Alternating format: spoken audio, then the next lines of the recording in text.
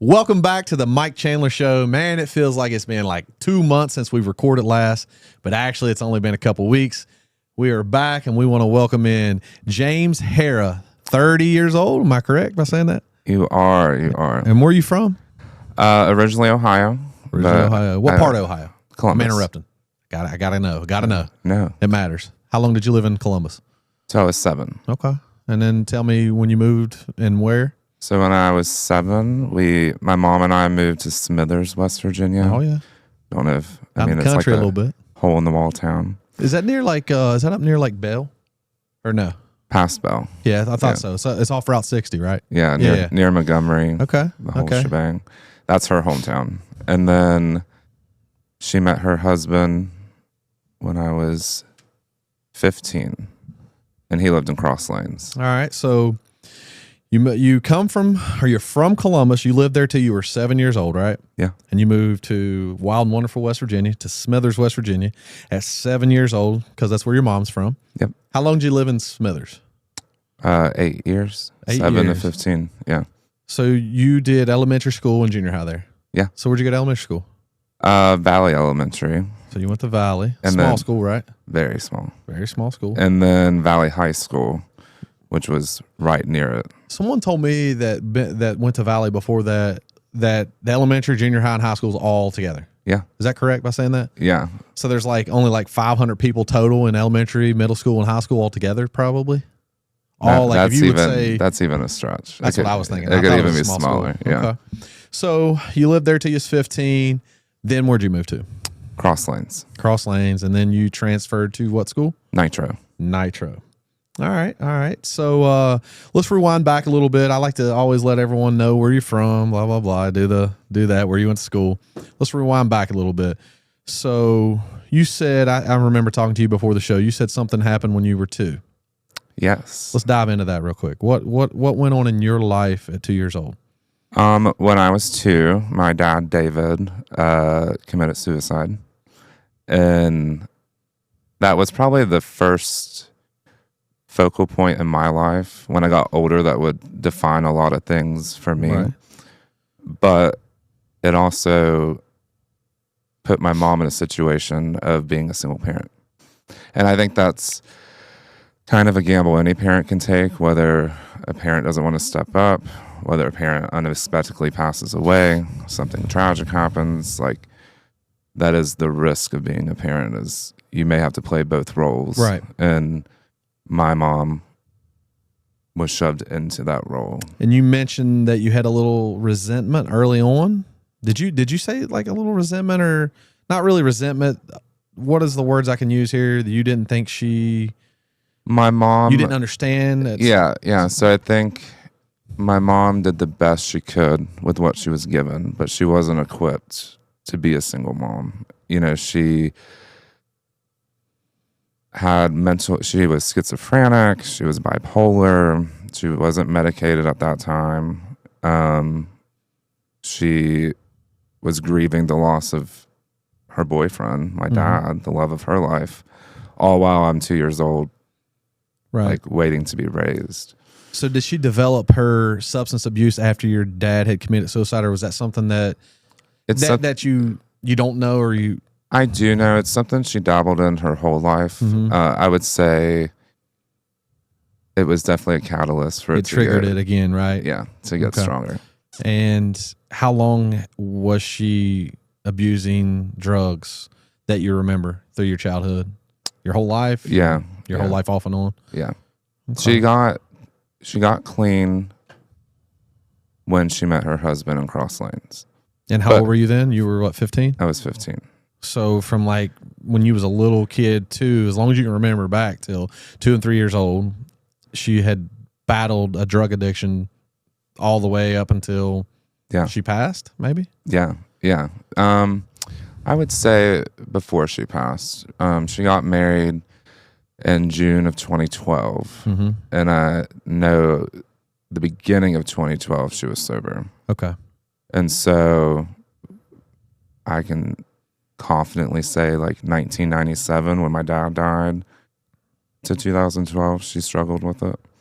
So I was fortunate enough to, you know, my dad, you know, he battled a little bit of alcoholism, but I had a great mother. She never drank. She never done any drugs. So I can't put myself in your shoes. I want you to describe to me what it's like growing up as a young boy, single, you know, you only have one parent. And, you know, that one parent that you do have is going back and forth with her drug addiction.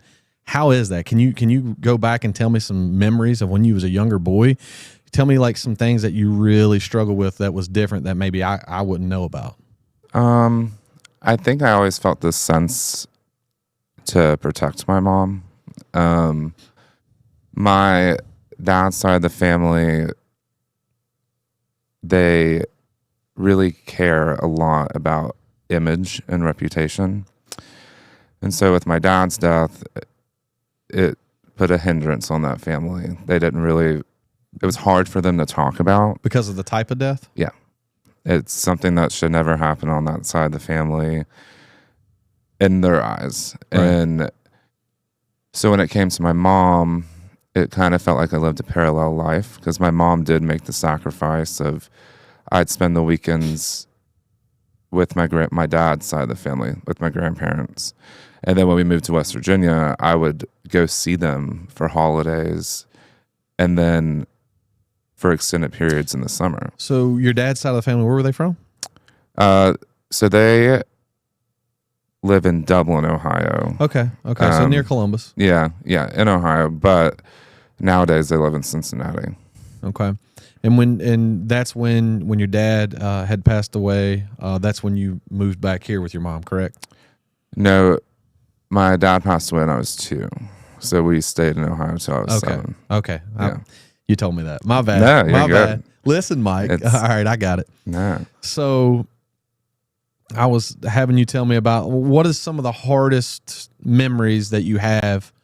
I'm digging into your childhood, like 10 and under. What is some of the hardest memories you have, you know, going back to those years? What are some things that you can say that really took a toll on you as a, you know, a young kid?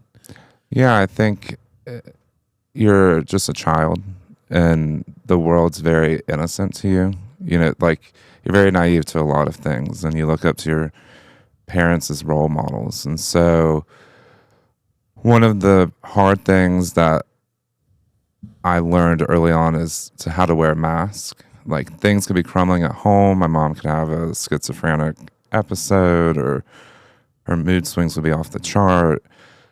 But when I went to school, like nobody would know anything was going on. Can you let me and the guest here on YouTube, like, can you relive one of those, or is that too much asking too much? Like, what when you say a schizophrenic episode, like what kind of things did you have to witness? I mean, or is that too much? No. I think there are multiple instances of like she would think that I was a demon and I'm 8 and she's throwing plates at me, but you're dodging the plates. Or do you remember that mm-hmm. vividly, or just no? I remember it to a T. Did you say anything back? You're like, Mom, what's going on? Or was you just crying? Or like, what can you? Yeah, I take me back to that moment. I think in that moment I was very confused. I just didn't know what was happening. And when I got older, and the conversations that her and I had when she got medicated and better and through therapy was like, that wasn't my mom. That she needed. You understood that later on life. Yeah, in life later Right. on. In the presence of that moment, I was a scared child and didn't know what it was happening. So yeah, I can only imagine. Like 8 years old, I experienced something similar to that with a family member because she went through some episodes like that. She had my grandma had passed away. I want to let you know it sounds something similar to what I went through, and you can tell me. She had an episode. She drove to all of her siblings' houses, and she threw medications, certain things from their mom's wardrobe, medication stuff after she passed away in her siblings' yards. and we were out in the yard, and just this, crazy episode that she had was just throwing stuff and cussing us and yelling. So that seems similar. Is that correct by saying that? Yeah. So you went through some similar things that I seen, through my family, but just not my mom. I couldn't only imagine if it was my mom, and I can understand you later on in life, you understood where she was coming from. She had some issues that she needed to deal with. Yeah. And, but at the time, at 8-year-old little James, how did you cope when you went to school? Did you tell your teacher? Did you tell anyone? Nobody knew. So you just held that inside. And what did you, when you woke up the next day, everything was fine. It was like it never happened. She was so just a completely different person. Can you remember, like, did you just forget about it and just move on? And you're like, oh, it's just, and after a while, did she do this often? Was this often, like weekly, daily, monthly? It was sporadic. It just depended on her mood swings or what would set her off, or if she went manic. I would say part of that could have been if she was in withdrawal, like if she didn't get her fix. Maybe it can also contributed to the extremity. Right. But one of the downsides was she growing up was very like emotionally abusive. We had a very toxic relationship. Give me an example. Well, no child at 8 years old should have to feel the need to protect their parent. Right. It should be the other way around. Like no 8-year-old should ever live in a world, even today, and think that their mindset is, I have to protect my parents. That you should just be a child. Right. You should just be happy. And I don't think I really experienced happiness as a kid, if I'm being completely honest. How do you think that's affected you today? In what ways that you've known now that you've studied it and you? Well, ironically, I'm on a podcast talking about my mom and this whole relationship. But if you ask any of my friends, I am not vulnerable. Vulnerability does not come easy to me. I was never allowed to be vulnerable as a kid. And so still to this day, I'm very protective over my mom because, yes, it was rough growing up, but my mom is still my mom. Right. And truly, my mom's one of the strongest people that I know. And I don't have resentment towards her. I forgave her. I love her. But the beauty behind all of this pain is just the bond that her and I have. I was going to say she never left from being your mom. She was always there. No matter what you went through, what she was going through, it sounds like she never left, right? She never went away, for years, right? No, never. She was always there, and if you needed her. Yeah, if I needed her, still had a roof over my head. Even when I was, a rude teenager, nobody at Nitro or my friends knew that like we had a strained relationship, because one of the downsides too is I got very comfortable wearing a mask. So no one knew really the pain of what was going on. But internally, there were a lot of resentments that I had. I felt like my mom robbed me of a childhood. And I also felt at the time... That make you resent others? It made me question a lot of people, because I was told... after my mom passed, I was told from other family members, like, well, we knew something was wrong. We just didn't know what to do. And in my brain, I'm like, well, if you knew your grandchild or nephew was in a crisis, then maybe you should intervene. Maybe that is when you step on parents' toes. If you know, like, a child's not well, or something is wrong. Now, how'd that make you feel though toward them? Like today, do you still have a certain? I don't talk to a lot of family members. Okay. Because of this, or just partially. They just wasn't partially, and they wasn't in your life a lot, right? No, not really. Okay. Your childhood growing up, what you have endured, going through that with your mom, but knowing that she was still your mom and would always be there. She just had some issues that she tried to cope with in other ways that would make her lash out and do. And ironically too, although my mom had manic episodes and substance abuse problems, my mom was very protective over my dad. And if she spoke ill about my dad, I have no clue. Right. She did not do it around me. Now, she did it to her boyfriends at the time or family members or friends. Like, I wasn't in the presence at all. Even when I was a teenager and learned what suicide was and went through the grief of my dad, and she always let me form my opinions about him. She never influenced my opinion. Now, did suicide run in your dad's side of the family, or was he like one of the first ones? He's the only one. So when you got to Nitro, what grade were you in? I finished my sophomore year there. Okay, you mentioned earlier, because I always do this with all my guests. I talk to them a little bit about what we're going to talk about. You mentioned that Nitro was so good to you. Everybody there was just awesome to deal with. Is that true by saying everyone? Like, or you just had a certain group of friends that sort of understood where you come from and what you were about and supported you? You said you had a great experience there. I did. I struggle with like the term popular. A lot of people would say I fell in that category. I didn't like necessarily view it that way. I was just friends with everyone. I never viewed myself as above or below. Right. My mindset always in my life is we're literally all part of the same race, and that's the human race, and we're all here to live a life. And so in high school, I'm like, we're all just here to graduate. Some have advantages, some have disadvantages, but I just would talk to everyone, and truly was just supported by everyone. Like we were talking about, you said that you came out to your mom when you were how old? I was 15. 15. So it was around about the same time you went to Nitro. Yeah. Let's talk about that. Let's talk about how you came out, how that happened. Yeah. So let's talk about that. It was... Give us the whole shebang. The whole shebang. Well, when I knew that I was gay, I was 12. And it was taught... And I... Well, how did you know you was gay?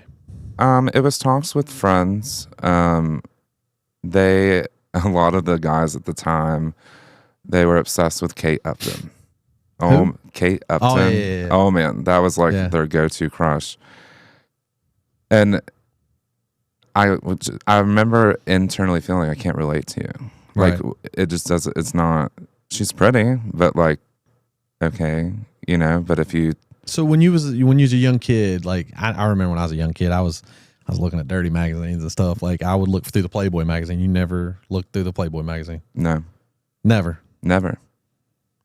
And never like you've never been attracted to a woman? No. I can say a woman. You could say a woman's pretty. I can say a woman's pretty, or you look good in this dress, or. So at 12 years old, you said you came out. What was like? All right, that's it. That's what I like. That's what I want. Yeah. What in your mind or happened in your life is like that's it? I think it was just talks with those friends at the time, Really? And doing like your own research or finding your own books, and I was like, also, I'm going through puberty. Like I don't know, maybe it's a phase. I don't know. Right. But I never allowed myself to deny it. I was like, I know that I'm attracted to guys, and then it took, I always want to always preface this, like everyone's coming out story is different and very personal to them. Every gay and LGBT person that I know, our stories are very different. But they all have the one commonality as you come out. But it is, if you think that I woke up today or 15 years ago, more than that, and was just the instant day comfortable in my skin, no, that took years. Do you think you were born that way? Yeah. You do? Mm-hmm. Now this... And I know that's like... Is that just common? No. Is that the common belief, with many people in the gay community that they believe they were born that way, or is there some that thinks, no, I wasn't born that way, and I mean, I can't speak for everyone. From what I've encountered, Yeah. it is, yes, you are born that way? Just can't help it. Yeah. Okay. Because it's the simple, Fair enough. one thing that I always say is like, why would I choose this hatred that comes towards LGBT? Mm-hmm. Why would I choose to have random people in the world hate us because of who we love? Because nobody wants to choose hate, Right.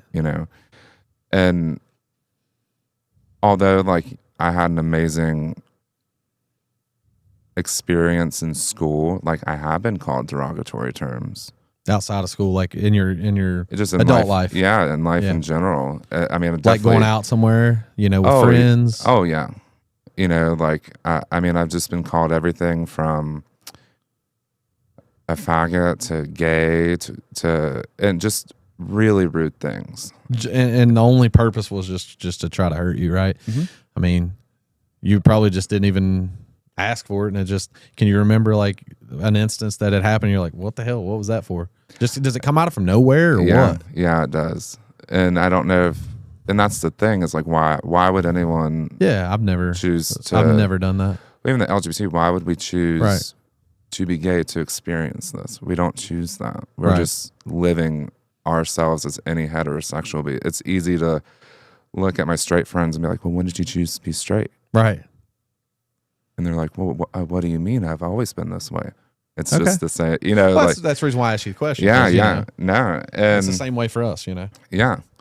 And then, so when I was 15, moved to Cross Lanes, and I felt like that was the time of when I really wanted to just live in my truth. And what was holding me back was my mom didn't know.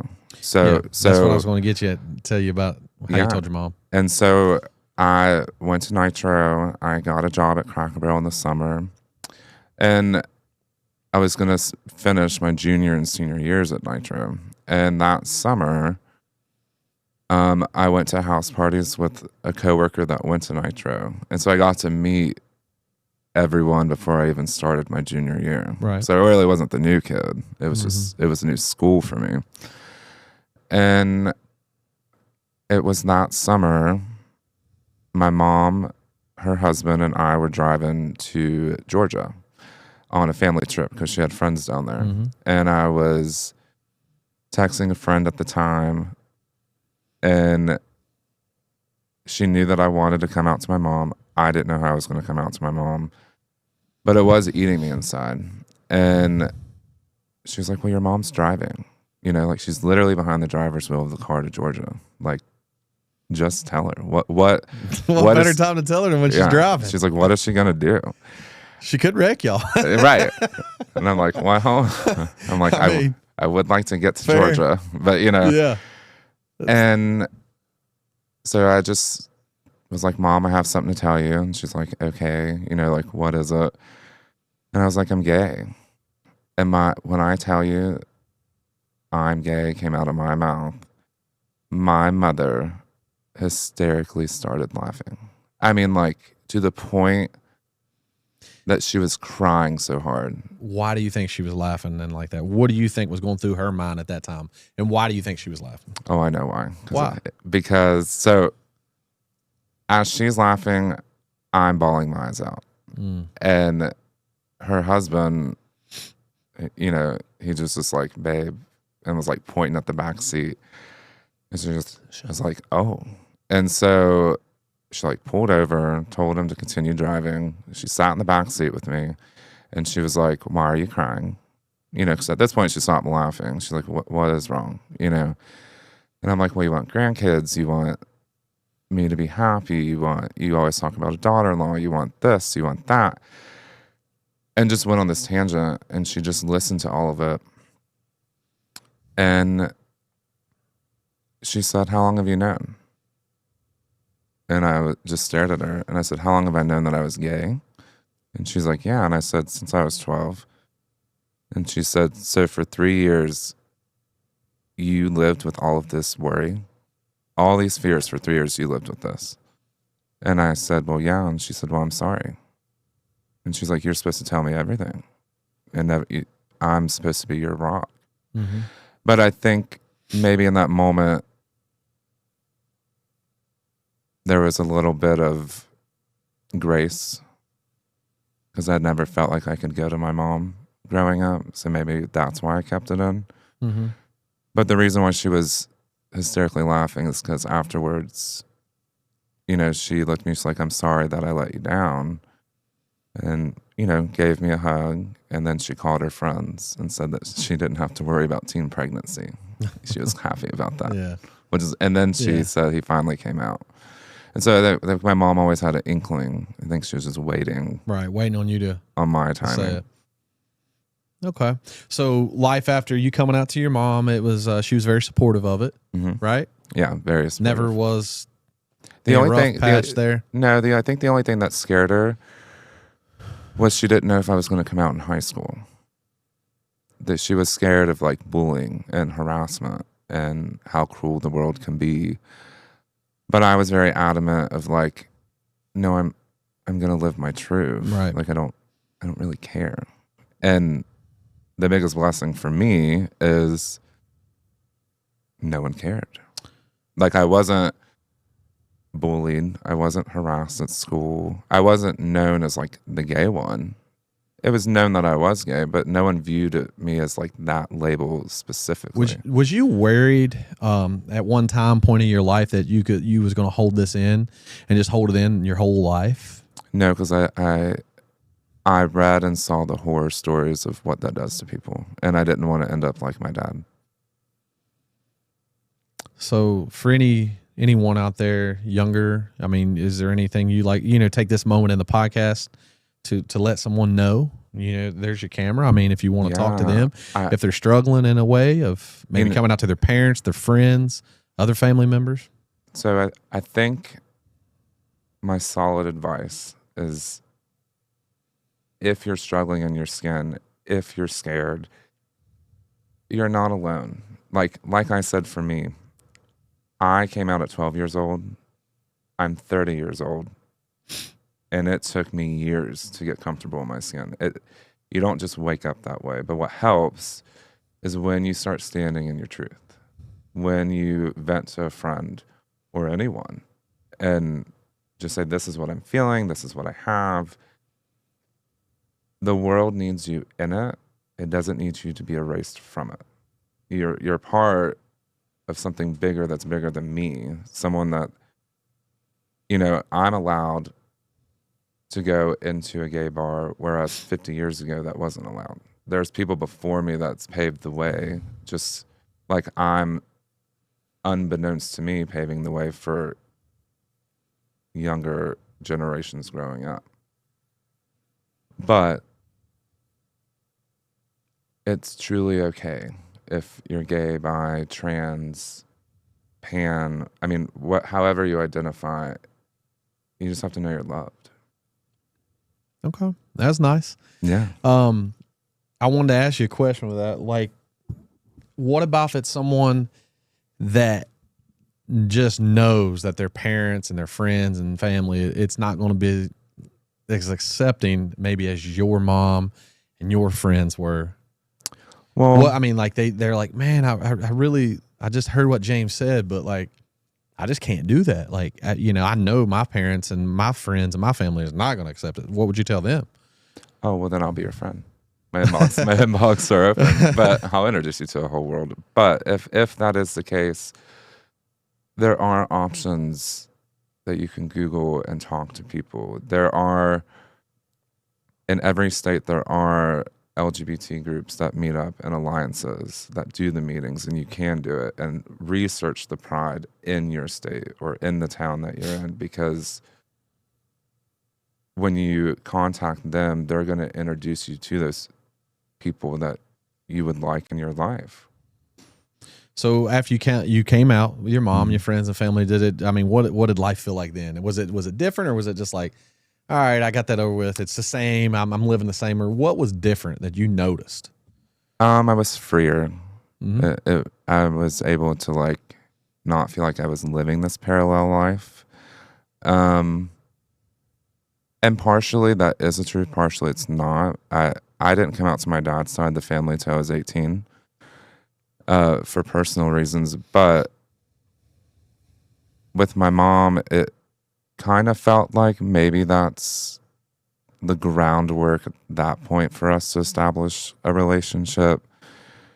Maybe she can finally not view me as like a child, more as, I mean, I'm still a child, but more as a man, or like more making confident. your own decisions, and confident, and you know, I had a job, and confident in who you are. Yeah, and I had a job and knew what I wanted, and had goals, and I think that's what, if you're a parent, I think that's what you want for your kids. It's just to watch them grow into themselves, and just hopefully be decent human beings. And that's.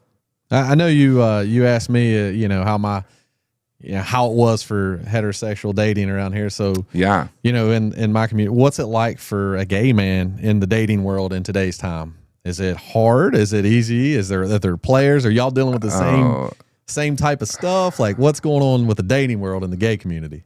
Oh, well, I've been single for years. So is there a reason? Yeah. James a player? No.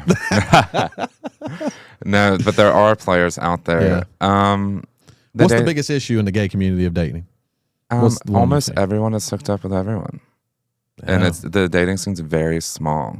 And then also, like, you meet a guy and think like, oh, this can go somewhere, and then they're closeted, not out. And these are just deal breakers for me. But like, so you're basically saying that you've dated probably married men before. I wouldn't say date is the word. Oh. So you went out. Yeah. And you realize, hey, this ain't going anywhere. This is just his big secret. Yeah. Basically. And it's like, I'm not. So you just feel like you're not worthy, and it just so how's that make you feel as a well, I think it's also hard of like, so when I date, I'm very blunt. I kind of tell them up front, like, stipulations, or like, this is what I want. And and I don't think it's anything crazy. Like, I'm not a second option. I'm not going to be kept a secret. I want to go on dates. But what I've also noticed is, like, a lot of people in the gay community go very quick into dating. I'm not that way. I come with stories and not necessarily baggage, but like, there are things out of respect that the person has to know before they date me. Because what they're dating is the healed version of me. What they need to see is what happened in my life to make me who I am today.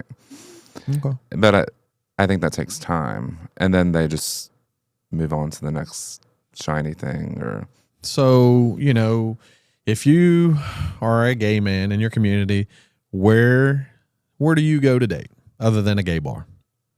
How would you pick up a guy? How would you know, like, hey, if you went to a regular bar or you went to a party, is it more like online dating, or what is it? Definitely more online. You know, like there's Tinder that people, so some of the guys will use. The main one for gay guys, everyone knows what it is. It's Grindr, but that's not really a dating app.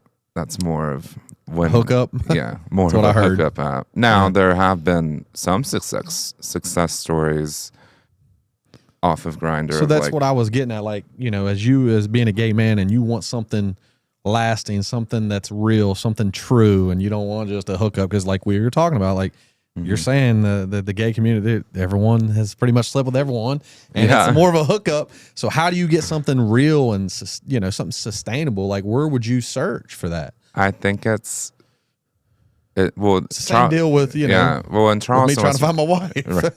Right.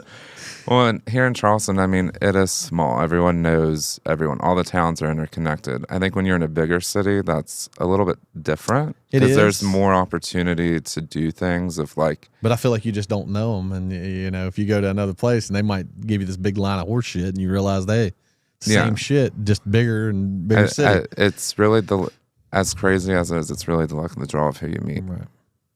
And how you meet them. You know, so if you was telling another gay woman or gay man out there, Where are they going to go to find something that's real? Well, I think you have to establish in yourself what is real to you. What is real to James? Honesty, truly. Where are you going to find honesty in another gay man? I think in another gay man, you'd have to really go on a one-on-one day away from the bar and to hear like their coming out story. Have you ever went on a date with a guy that hadn't came out yet? Yes. And you went on a date, and does he like, hey, we can't go nowhere near my hometown? Like, how's that work? Oh, How does that work? Yeah. You got to drive like miles and miles, or is it like, hey, he lives in Kentucky, so he's going to come here? Like, how's that work? Yeah. No, I definitely have been with a few guys who weren't out, and at that time I thought like, it's okay, I'm enamored with them. It's fine. And I mean, we would drive like clear to Morgantown for a day, clear to Fayetteville for a day. Well, how did you feel about that? Like knowing that, in the back of their head, like, hey, he doesn't want to be seen. Was you respecting that in a sense, like he's not ready, maybe he'll get ready, and then like maybe find love within me, so I'm going to take my chance? Or was you like, hey, whatever? I think at that time I was like so enamored by the beauty of love that I put myself on the back burner and was like, well, if he can make this sacrifice, I can make this sacrifice. But what I was sacrificing was like my self-respect. It's like, I don't need to drive 3 hours for a date. Yeah. I can just go to the Mexican restaurant down the road or to Chili's or, or to Barbersville, wherever it is. And, with them, I don't know if they've came to terms. I don't talk to them. I mean, I hope that they did. I saw them living the secret life that I never wanted to live. That's why I came out right at the age that I did, because I'm like, I'm not going to be this way. But through that, it's how I learned the stipulations I have of like how I'm not going to settle, how I'm not going to be with a closeted person. I'm not going to do this. I want this. And everyone, like I said, has their own journey. So maybe in their journey, I was there to help show them or facilitate them of like, well, you can do it too. Like I felt what you felt, but and I remember one of the guys, was he was probably my second love of my life. And he was someone that struggled in the beginning. And I introduced him to like a lot of friends that were supportive. And we would have talks of like, oh, this is possible. Now obviously we're not together now. Right. But maybe I was just destined at that point to do that. Yeah, maybe he was just there for a season of his life to sort of help him and show him what could be. Yeah. Right? You're still single, right? Still single. And what is your goals with a relationship? What do you want? What do you want? What does James want? 10 years, 15 years down the road? You don't want to... No, I mean, obviously, I would want to be married one day. I used to want kids. Not that it's off the table, but I think as I've gotten older, like I've just gotten more like selfish with my life. If I want to go on vacation, I want to go on vacation. Right. If I want to go to a concert, I'm going to do this. And the world's definitely gotten a scarier place. Right. And so I'm like, am I even comfortable like bringing a child in? Well, maybe that'll change over time. You never know. It could if I met the right person. But even if I met a person who didn't want kids, I would be fine with that. What is something about as a gay man in the gay community that a lot of straight men just don't understand? That you guys may have to endure, something you go through, or just like some of y'all's lingo, what it means. Like, what is something like only a gay man in the gay community would understand, and a straight man be like, what are they even talking about? Yeah. That you can let us know. I think that for all the straight men out there, you're never gonna experience the hatred that we get for just being us. Because what hatred does the straight man get of just walking to a bar and hitting on a random lady. Now, I'm not saying that's okay, but in the society's world, that's more acceptable. If you look at the TV shows, people freak out if it's two gay guys kissing on a screen. Yeah, now I've seen Right? people like, oh my God. I'm like, I don't say. I'm just like, yeah. But if it's that's- two women, it's fine. If Right. it's two gay guys, holy moly, it's like World War III. And I'm like, well, one, the show's fake, but two, that's representation. You know, I wish I would have had that when I was a little kid growing up. It's, you know, one of the shows out right now that is taking over crazy is Heated Rivalry on HBO Max. And yes, it's a great show and it's well written, but like ultimately it's the representation for anyone out there that is struggling. They get to see it, like you can live this life, and you watch the internal struggles that those characters go through that even I related to. Right. That so many other people What's can. it called? Heated Rivalry. It's on HBO Max. So what about religion? So religion is funny. It's partially the reason why my dad's side of the family and I don't talk. I do believe in God. If I'm being completely honest, I don't know if I've fully accepted God into my life. I think I'm more spiritual. I mean, I read the Bible and I say my prayers, and I do believe that He is there. It's hard for me, though, to like grapple with the anger that I kind of still have towards Him, which I mean, I don't like having it, but it's there.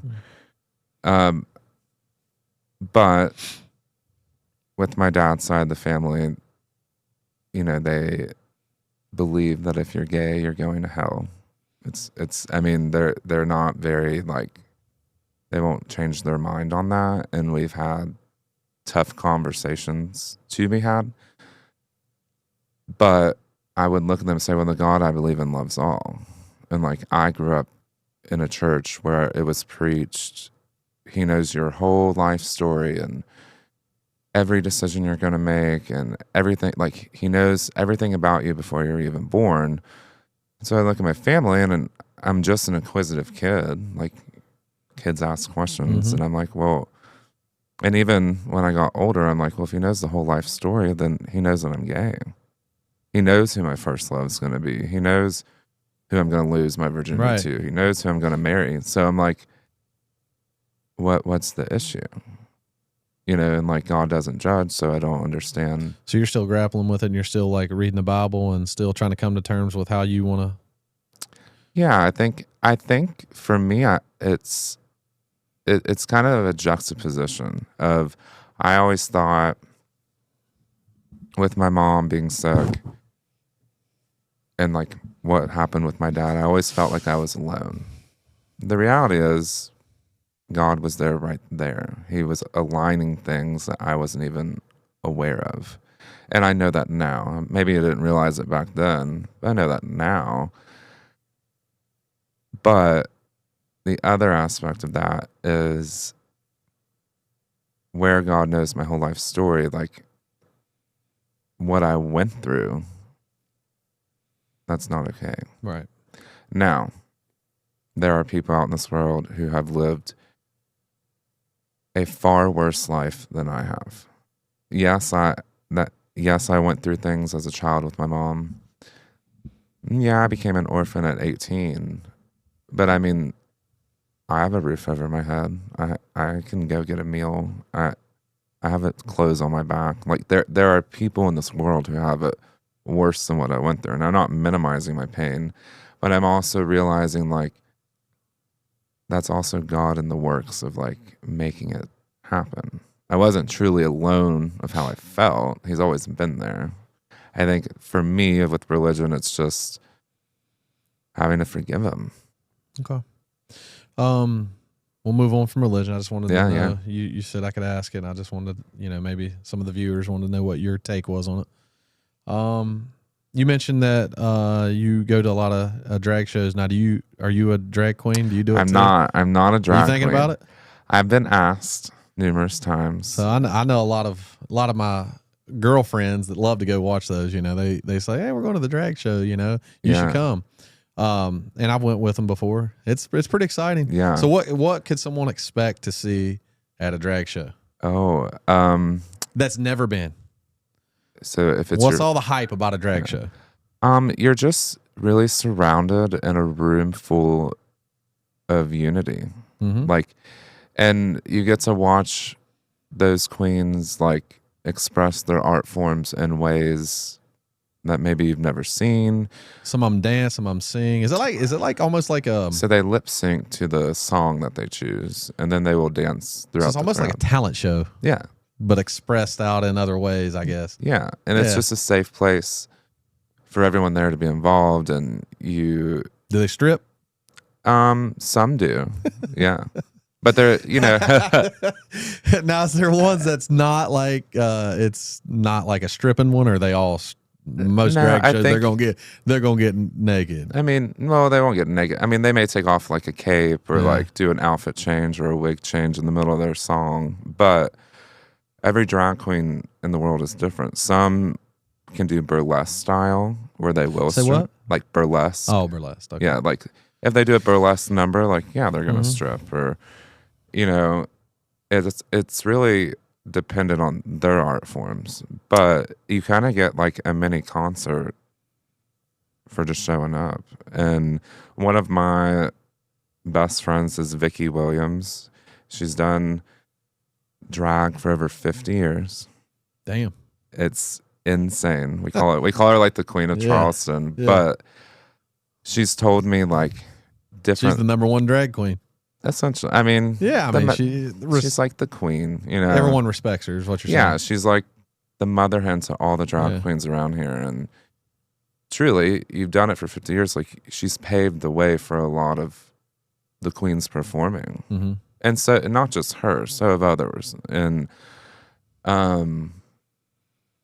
when you go to a drag show, like, it's like a fun time, art expression, drinks if you want to have drinks, but you're just surrounded like in a safe place. Like, no one wants to start anything.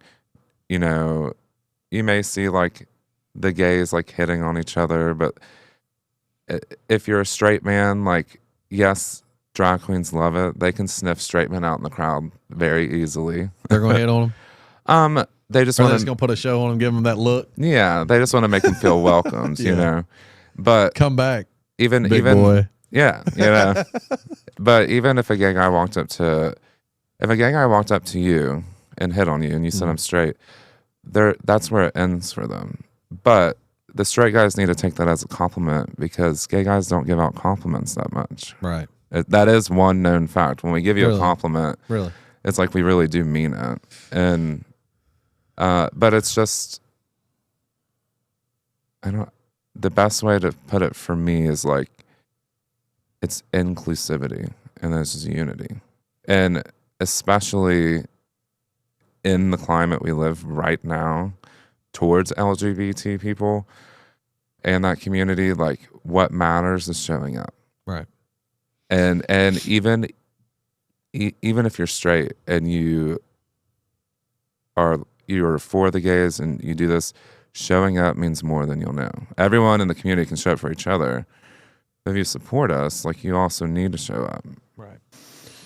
So we're gonna go back and go a little bit all over the place right Yeah. here. So your mom, let's go back to your mom. Yeah. Your mom, you explained to the audience and me that she had went through a lot. And when did you mentioned that she got sick. When did she get sick? How old were you? And how old was she? Like around about age? So I was 17 years old when my mom got sick. She got married in June of 2012. And then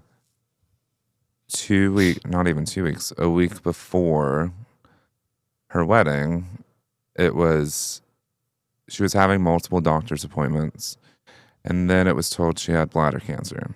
But it wasn't And she was 41 at the time. And it wasn't so much of you're going to live or die. They just said, you're gonna make it. Like, we've caught it. You're gonna get married. Go on your honeymoon. When you come back, you're gonna begin chemo. And then you do chemo for several months, take a month off to recuperate, and then we're gonna remove your bladder. And then they asked her if she wanted any more kids, and my mom was like, no. She was like, my son's 17, And so from June to October, it was a rough couple months. Even in that spick and span, I was very protective over my mom. Not a lot of people knew what was going on till school started. We kind of just kept it private. And so August happens, my senior year in high school starts. And it was rough. I was working 45 hours a week at Cracker Barrel. My mom was finishing up chemo, and anyone that's been through chemo knows someone that's been through chemo. It's not really a pleasant time. Yeah, I know. And my mom did chemo and radiation for a lot of years straight. Yeah. And it's a horrific thing to see. Now, was her husband there with you, or was it both of you? So so we would take turns, essentially. It's awesome that he was very supportive. And yeah, he was a good husband. Do you still talk to him? He's passed. Oh, but sorry to hear that. It's okay. But so we, senior year starts. It was, in that time frame, typically June and July, like, you're supposed to be your senior year of June and July. Well, it was so August of 2012 started my senior year. Okay. So that June, the summer before, is when we were doing chemo. And typically then a lot of people are like finishing up college tours, and right. And then come August, they're sending in applications. So by February, you're getting your acceptance letter. I, on the other hand, was delaying it. Certain friends knew in high school what was going on with my mom, and they were like, we'll do a late admittance. Like, instead of us, what we did, you're going to do it in January because, your mom will be in remission. I'm like, okay. And then, so come October, she goes in. So October ends her chemo. So from June to October, she did chemo. Took a month off. Then it was November, and she was supposed to have a surgery that was going to last 6 to 8 hours. It ended up lasting 15 hours. There were a lot of complications that occurred. And what the surgery was is they were giving her a hysterectomy, taking out her whole bladder, and creating a new one. But again, we weren't scared because it was like, there was no percentages. Yeah. It was just, this is the final step. So that was a rough night. But she made it through.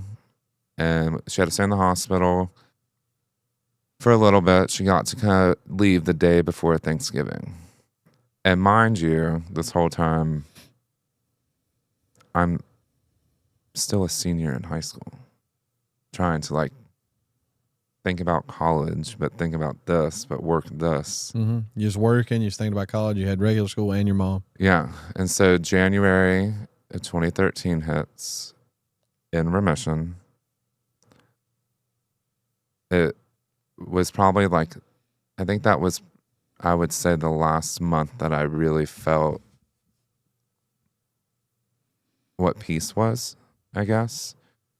Her birthday was in January. It was great. February hits, and she had to go in for a checkup because she was fresh out of chemo, fresh patient. So you have to get all these scans every couple of months. And I'll always remember it. It was February 18th. We were at home, and we were watching a movie. And my mom, when they took out the bladder, my mom did not have the neurons and that we do of when we have to use the bathroom, we have to go. She didn't know. Yeah. And so she had to like potty train herself, like with this new bladder. And all it was is every 2 to 3 hours, she would just have to go to the bathroom and like use her abdominal muscles. Well, we were watching a movie, and at this point, I was able to breathe. I'm like, it's my senior year. Now I can enjoy it. Then I was on track of like colleges and let me do this. And she kept complaining that her stomach was hurting. And I just was like, oh, when's the last time you used the bathroom? She's like, well, maybe that's it, because it was all new to her. And so my mom was still kind of weak. And so I'm sitting on the couch, and she stands up and she's in front of me because I'm just kind of like stabilizing her until she can get her balance. And that's when it was like a horror scene out of a movie. Every opening on my mom's body that you can think of, like her rear, her front, her fingernails, her eyes, nose, ears, gushed out blood. I was covered from the neck down on the couch. And we called 911. Her husband was asleep in the bedroom. I knew in that moment if I freaked out, my mom was going to freak out. And I was like, I'm just going to sit you on the couch. And mind you, when I say I'm like coated, I'm like encoded. Got her husband, went to the hospital. Obviously, they admitted her. The urologist at the time and the oncologist were not on call that night, but they did get a hold of him, and they were going to be there first thing in the morning to like figure out what was happening. My mom looked at me and was like, "You're going to school," and she's like, "You still got school?" She's like, "What are you gonna do here?" Still being a mom. And I was like, okay, nobody at school knew what was going on. Did the whole school day, was continuously checking in. My mom called me and said, "Do you work today?" And typically after school I did. And I said, "Yeah." And she's like, "You need to call off. And you need to come to the hospital." And in that moment, I knew something was wrong. Didn't know what, but I knew something was wrong. And went to the hospital, and her husband left the room. Like when I walked in, he walked out crying and gave me a hug. But I was confused. I was like, okay. And I just thought we were doing another surgery. Yeah. And my mom proceeded to look at me on February 19th, the next day, and she told me she was diagnosed with stage 4 urethral carcinoma, which is a component of her cancer beforehand. Right. It just all centers around the bladder. And it's terminal. And she's like, "I'm going to die." And she's like, "If I do chemo, I have until the end of this year. If I don't do chemo, I have 2 months. And it was probably one of the hardest days of my life. Because I'm like, this isn't supposed to happen to me. Right. You were just now feeling that breath of fresh air, and you thought things were going to be a turn for good. And I was just trying to enjoy my senior year. Yeah. But I didn't want it to make it about me. I wanted to know what my mom wanted to do. Mm-hmm. And I personally told my mom, "I don't want you to do chemo." Now, that didn't mean I wanted my mom to die, but it was fresh of going through chemo with her. I saw what she endured. Yeah, and what it did, pain. the pain and what it did to her body. Too. And I'm like, "Mom, they're telling you this is about to be 10 times worse." And I'm like, 10 times worse than what you just went through? Like, at that point, I don't care about the quantity. What's the quality that we can do?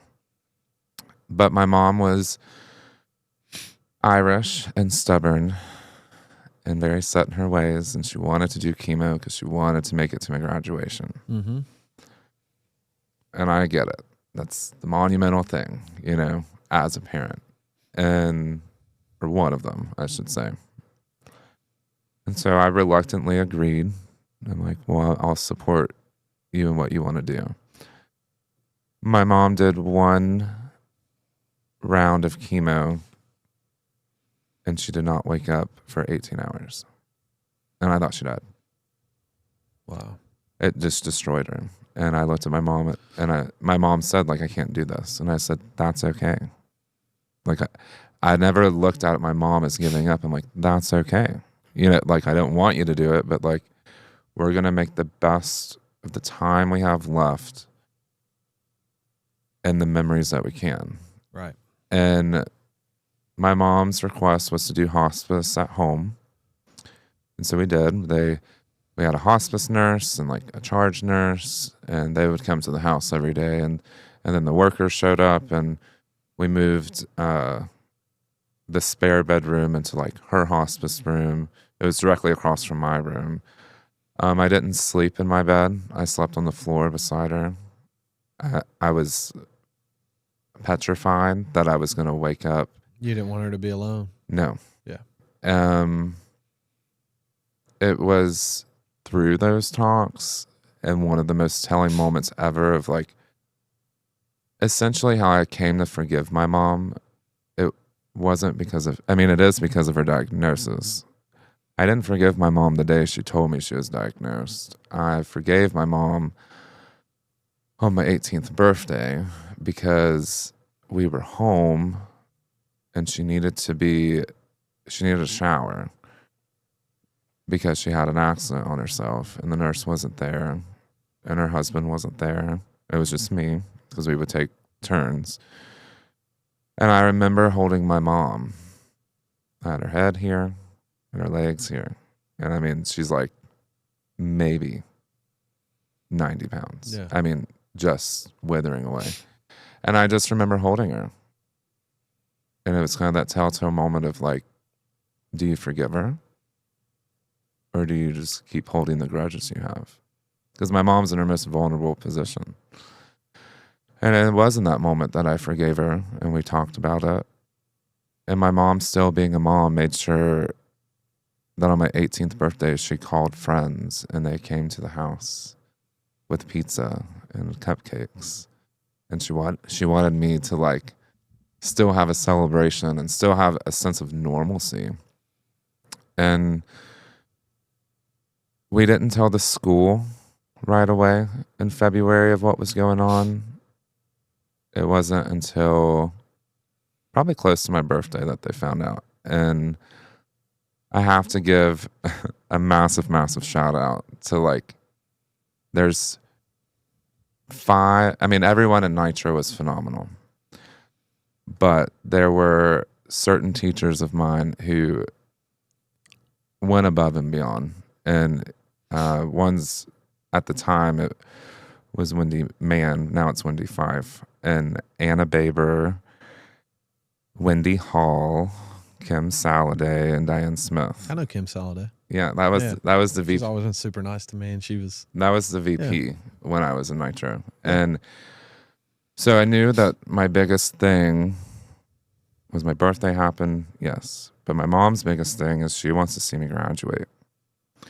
And so it was me and the oncologist, and we went to the school. We told Diane Smith, who was the principal at the time, and Kim was in the room, and the secretary, Neva Douglas, who's amazing too.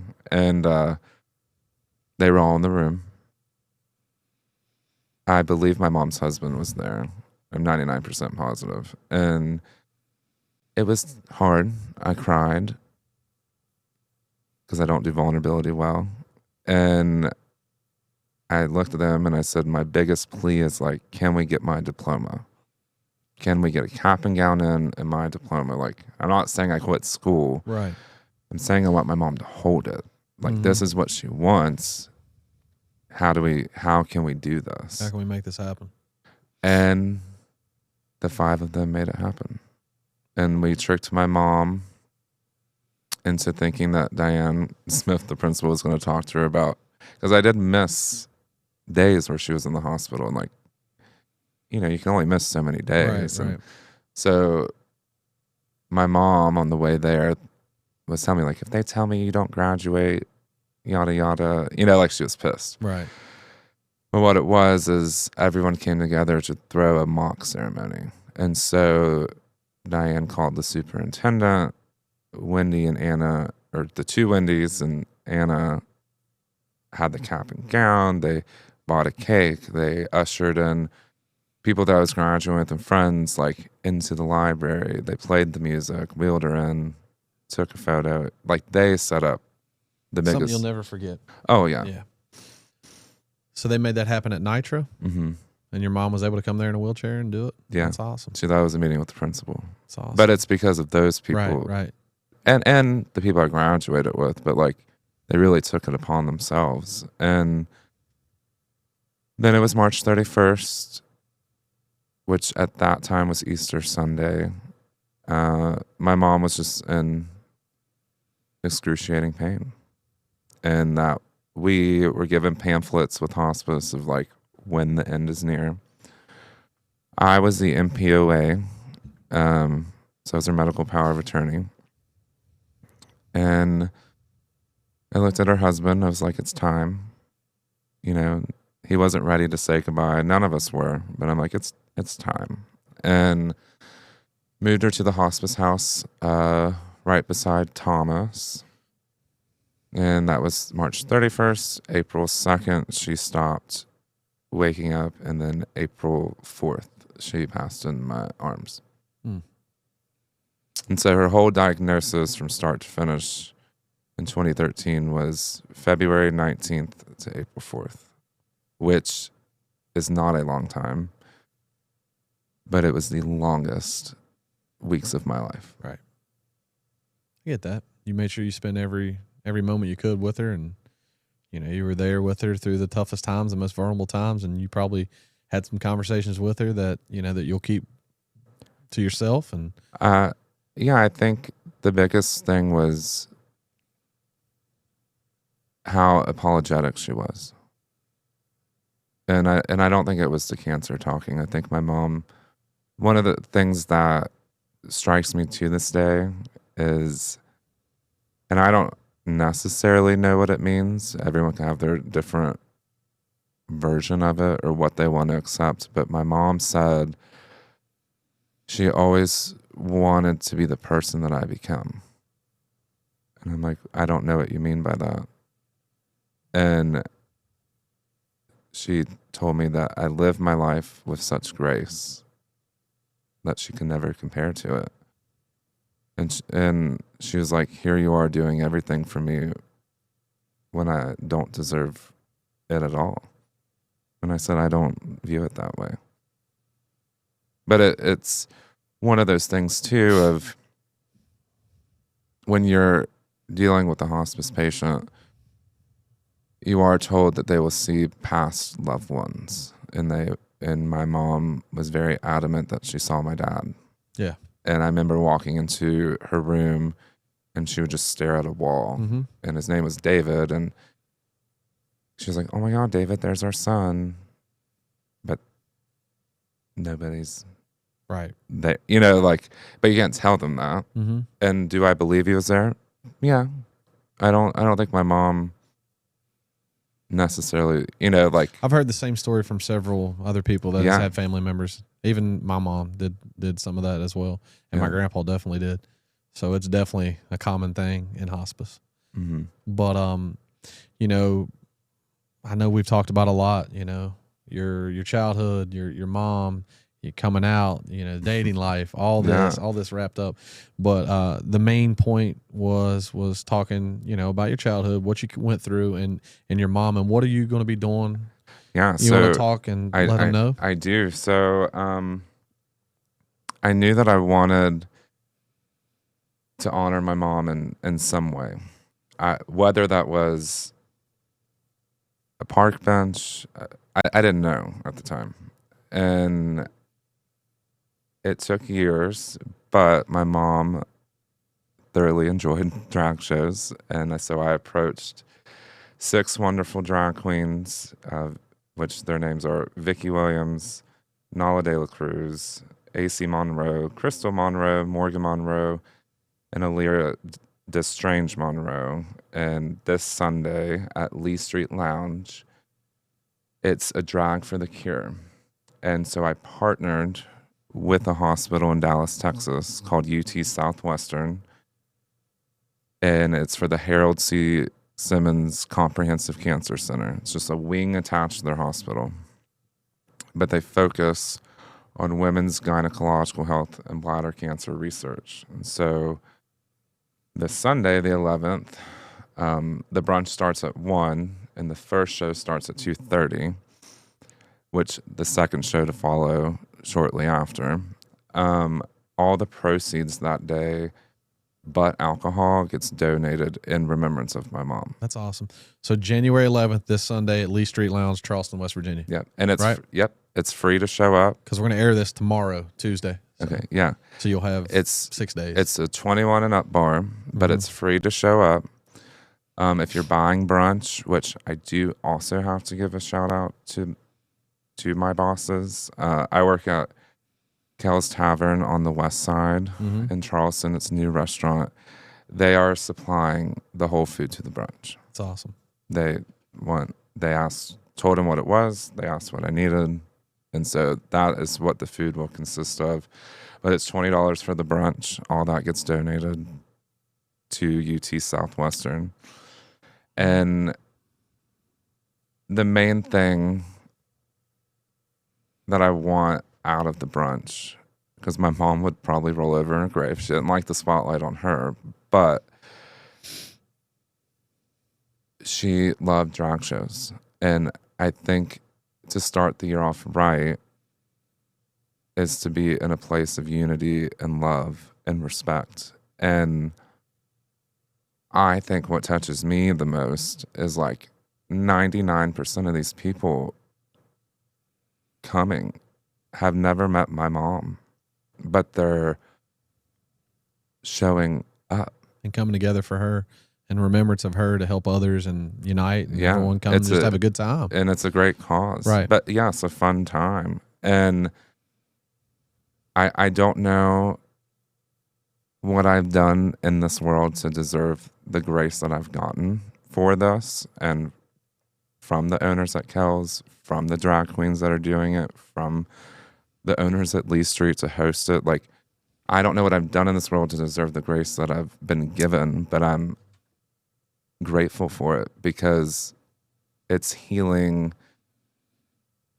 an inner child of mine with my mom of just wanting to make her proud. It's definitely gonna be a highlight in your life. Yeah. You know, what you're doing is something special, and just having the courage to put this together and do it all again. And the thing of it too, like to sum it, is my mom has a success story. Yeah. Yes, my mom struggled growing up, but she got married, she got clean, she got a successful job.